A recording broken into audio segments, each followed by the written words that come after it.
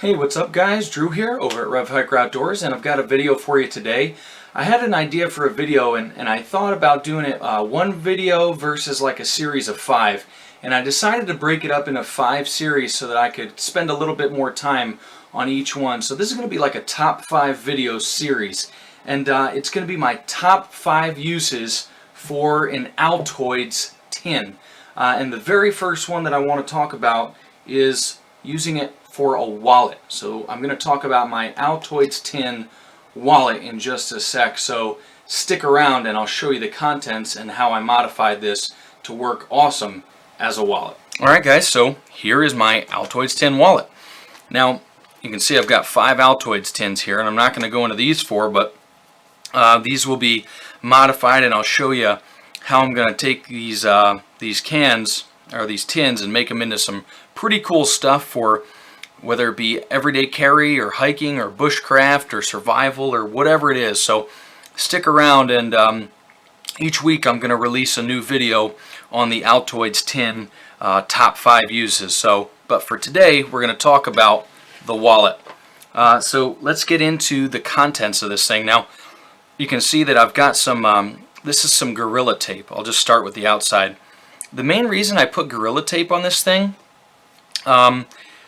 the biggest reason was because I had one of these just floating around, and my daughter loves these mints and I love these mints, and she kept grabbing my wallet thinking that it was her candy, and she almost took it to school one day. So I said, well, I've got a solution for that. I'm going to put some black tape on the front and the back so that it's pretty easily identifiable. The other thing it does is it keeps it quiet in my pocket with other stuff that might be in there. So it's not quite as noisy with, like, say, my Leatherman or some other little change. If you've got rattling around in your pocket, it's not going to be as noisy. It still can hit the sides, but it does tend to knock down the noise a little bit. Now, let's open it up. Okay, oh, look at that. So, a couple things before we actually get into this. I had to modify this slightly to accept all the credit cards that and different membership cards that I had. If you can see, the edges here are a little bent up, and I just had to take some pliers and make those edges slightly more square. They were pretty rounded. I just kind of had to make them a little more angular, and that made it easier for the cards to pop up because I had quite a bit of stuff in there. And it also makes this close a little more securely. It's a little tighter when you close it. So that was the first modification, and really the only that I had to do to the actual tin, besides adding the tape. So you can see this is actually like a microphone cord keeper for like a mic at church. It's a Shure mic, and I found this kicking around my house. Any little piece of Velcro or something like that would do, but that's all that is some Velcro. In the top here, I've got a little picture of my daughter, and yes, it's because I love her, but it's also to keep my license in there. I didn't want my license with the rest of this stuff. I wanted to have something up in here, and so I just used some tape and kind of taped that in place.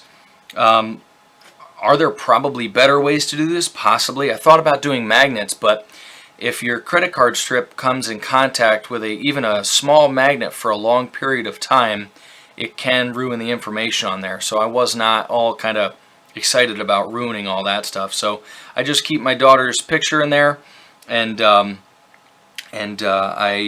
it holds in my license. I don't need to pull my license out very much. I don't get pulled over.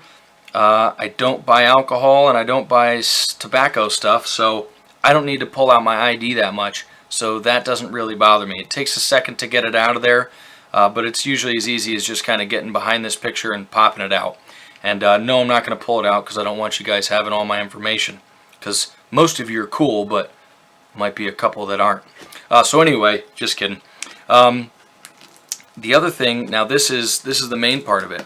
So this just pulls right out. I just get a finger on there, and this whole thing pops out, and you can see I've got quite a few cards in there. It's got room for, I've got like different credit cards. I got health insurance cards on the bottom. Got a few membership cards in there. I stuff receipts kind of on the top. And then below there I've got some cash wadded up that I can stick in there.